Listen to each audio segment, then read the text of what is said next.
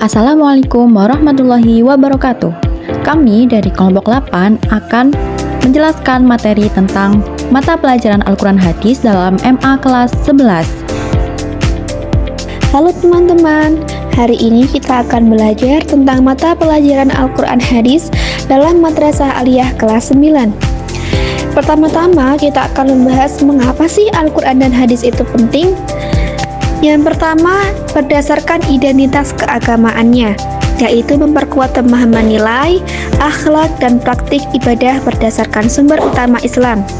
Yang kedua yaitu berdasarkan pedoman etika dan sosial, yaitu hadis memberi contoh perilaku Nabi yang relevan bagi kehidupan remaja di sekolah maupun masyarakat.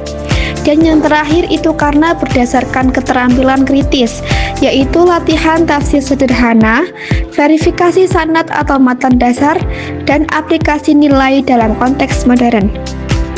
Selanjutnya, pembahasan yang akan kita bahas yaitu tujuan pembelajaran Al-Quran dan Hadis.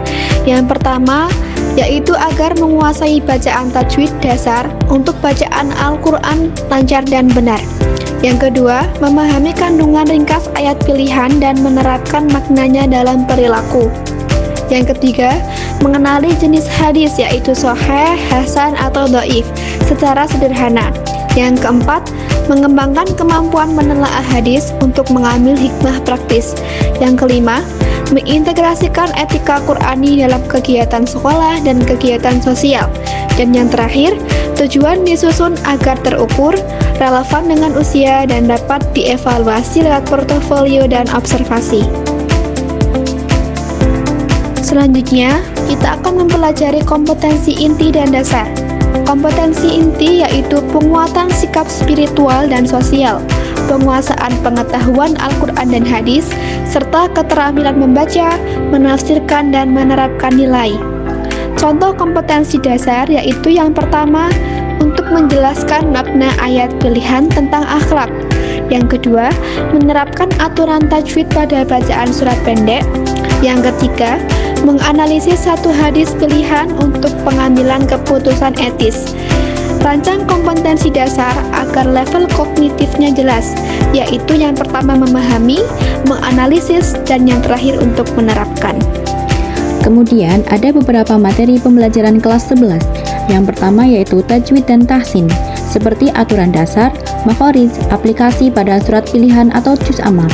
Kemudian yang kedua yaitu tafsir tematik, penafsiran ayat terkait akhlak, ibadah, dan sosial seperti konteks kekinian. Kemudian yang ketiga adalah hadis, klasifikasi dan aplikasi. Di dalamnya terdapat pengantaran sanad atau matan, contoh hadis sahih, dan aplikasinya dalam kehidupan siswa. Kemudian yang keempat ada integrasi kurikulum, seperti proyek lintas mata pelajaran, etika, IPS, literasi informasi. Nah, selanjutnya ada metode pembelajaran yang efektif. Yang pertama, seperti diskusi kelompok. Hal itu mendorong tafsir kolektif dan pemecahan kasus moral. Yang kedua, ada belajar berbasis proyek. Proyek kecil seperti presentasi tafsir, drama nilai, atau modul pembelajaran. Yang ketiga, ada blended learning. Gabungkan aplikasi digital atau audio bacaan, video tafsir, dan tatap muka. Kemudian yang keempat adalah penilaian otentik, seperti portofolio, penilaian kinerja bacaan, dan refleksi tertulis. Nah, kemudian ada media pembelajaran yang inovatif. Yang pertama, aplikasi tajwid dan audio, seperti audio tajwid, latihan berulang, koreksi otomatis untuk memperbaiki bacaan. Yang kedua, ada video animasi dan mikrokuliah, seperti menjelaskan konteks ayat atau hadis secara visual untuk daya ingat lebih baik. Yang ketiga, papan interaktif dan modul digital, seperti anotasi teks, catatan kolaboratif, dan kuis cepat selama pembelajaran. Yang keempat, ada proyek media siswa, seperti podcast, poster digital, dan presentasi multimedia untuk menginternalisasi materi. Evaluasi pembelajaran dan penilaian. Terdapat 3 jenis evaluasi. Yang pertama yaitu evaluasi formatif, seperti kuis harian dan observasi bacaan. Evaluasi yang kedua yaitu evaluasi sumatif, seperti ujian akhir dan proyek akhir. Yang ketiga, evaluasi autentik, seperti portofolio, presentasi, dan penilaian kinerja. Selanjutnya, rubrik dan kriteria. Rubrik terstruktur untuk tajwid, seperti kelancaran dan ketetapan. Yang kedua, pemahaman tafsir seperti ketetapan makna. Dan yang ketiga, penerapan hadis seperti konteks praktik.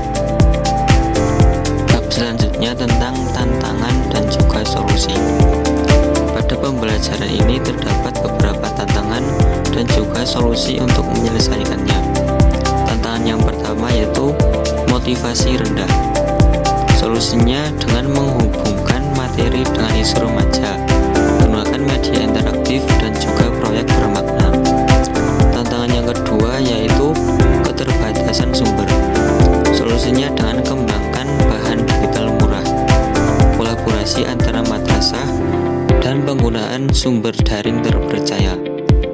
Tantangan yang ketiga yaitu variasi kemampuan. Solusinya dengan diferensiasi tugas, kelompok belajar heterogen, dan juga tutor sebaya. Yang keempat yaitu kesalahan tafsir. Solusinya yaitu dengan ajarkan metode sederhana verifikasi konteks dan rujuk pada ulama atau tafsir terpercaya. Kesimpulan dan harapan. Pengajaran Al-Quran dan hadis di MA kelas 11 harus seimbang. Seimbang dalam segi tajwid yang benar, tafsir tematik, dan pemahaman hadis yang aplikatif. Dengan metode aktif dan inovatif, siswa diharapkan mampu menginternalisasi nilai serta berkontribusi positif di sekolah maupun di masyarakat. Langkah yang selanjutnya yaitu menyusun RPS berbasis proyek, melatih guru pada penggunaan media, dan menyusun rubrik penilaian terstandar. Harapannya terbentuk generasi muda berakhlak Qurani yang kritis, kreatif, dan juga peduli. Demikianlah pemaparan materi yang dapat kami sampaikan. Semoga bisa menambah wawasan dan bermanfaat ya. Wassalamualaikum warahmatullahi wabarakatuh.